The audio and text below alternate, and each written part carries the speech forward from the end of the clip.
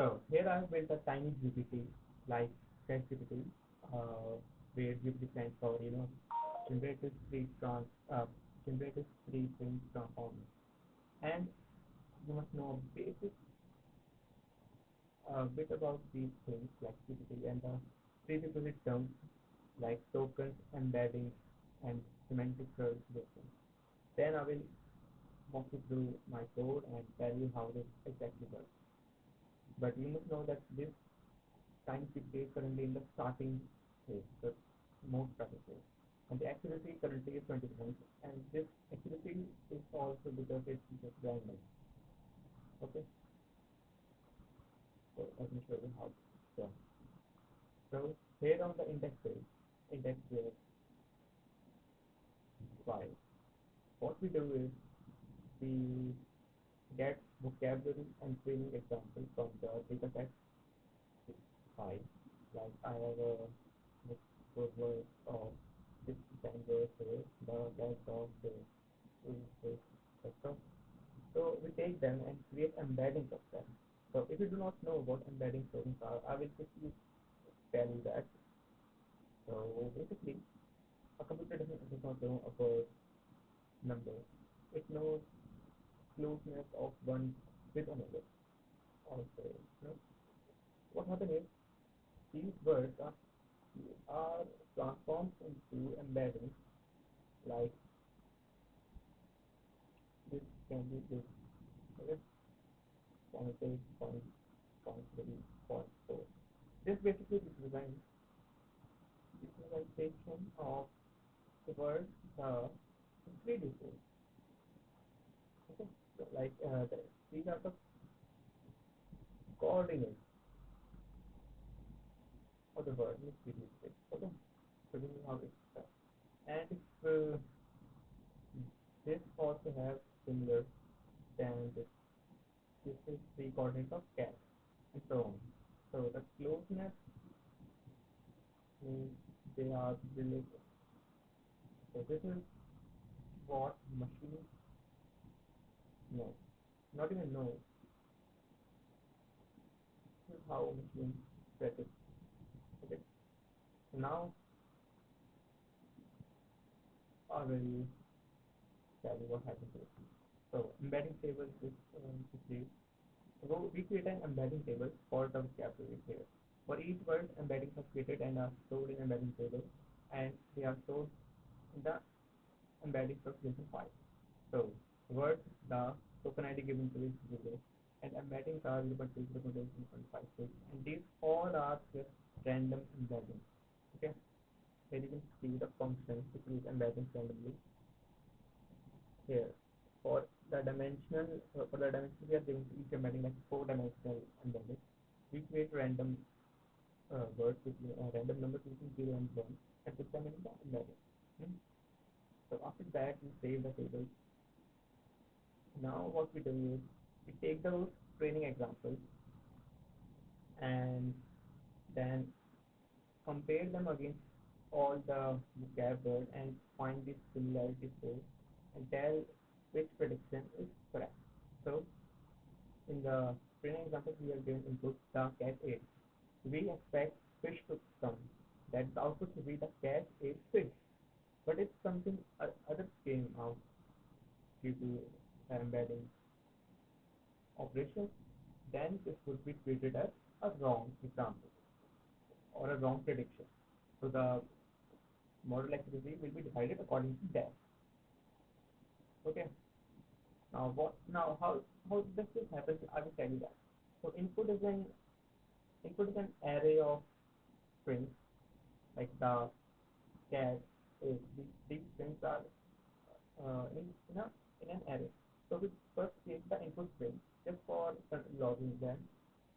Then what we do is for each input string we create embeddings of them and put them in this input embedding. Okay.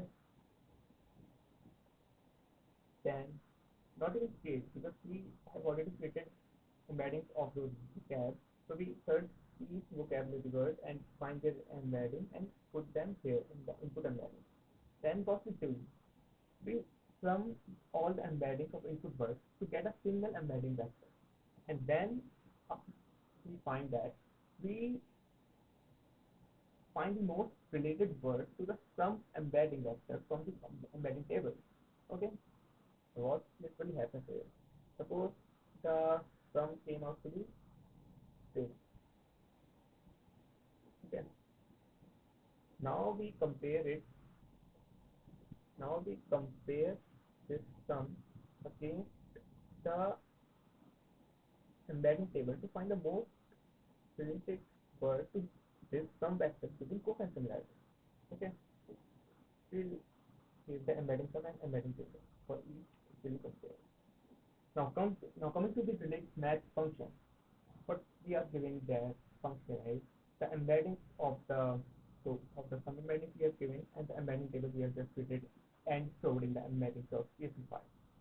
Now here we have written score equal to 0 related embedding syntax. Now for each embedding in the table, we check the similarity and the maximum score which that embedding got will be the most related one, and we will decide that this would be the next token, predicted next token. Okay, and cosine similarity function is just literally the things we have already studied this in JavaScript, this in the vector algebra, like this is basically cos theta, okay, cos of theta. When a dot b is equal to a magnitude b magnitude cos theta. Cos theta we have like this. We are doing also this. So that's divided by square root of magnitude a into square root of magnitude b, and we have got the cos of theta. And we return the score.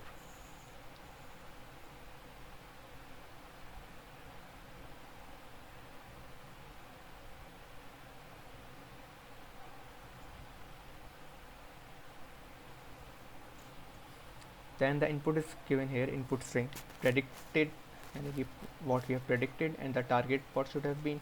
And if the prediction is equal to target, then correct prediction and the number of correct prediction will be plus by 1. Then we will output the model accuracy like this. Now I will show you the console after running this file. I'm doing this and dev. Now first we loaded the existing embedding because they were already one. No need to create random embeddings again, because that would literally kill the whole point of training data, because we are literally creating embeddings randomly every time and killing our own progress. Okay, so this is how embeddings are loaded, created. For the word the, embeddings are this: coordinate of in the 4-dimensional space, cat coordinates of the cat word in 4-dimensional space, and so on for every word. Now input is the cat 8. We predicted 8, but the target should be fish, so it's incorrect. But here the cat sat on mat, predicted mat, target mat, that means it's correct. For here also correct, so the model accuracy is 20%. So now we have got the model accuracy, and it has literally become a tiny GPT, but with a very low accuracy, and it is not currently useful to us. But let me tell you, this is also how ChatGPT was in the initial stage when they were creating ChatGPT. This is how it was also: random vector, random embedding, low accuracy, shit prediction, and all. Okay, so next we will make this model learn, not by any backpropagation, not by any ML algorithm, but from the scratch. We will change the embeddings by a bit, so that we reward the model for correct prediction and we put penalty or we punish the model for the wrong prediction. And this is how it will learn, and the embeddings will get closer to the related ones, and the accuracy should be increased. Thank you for watching this. We will do that in the next video. And I know this video I'm currently making for myself, but still I'm talking like I'm talking to someone else.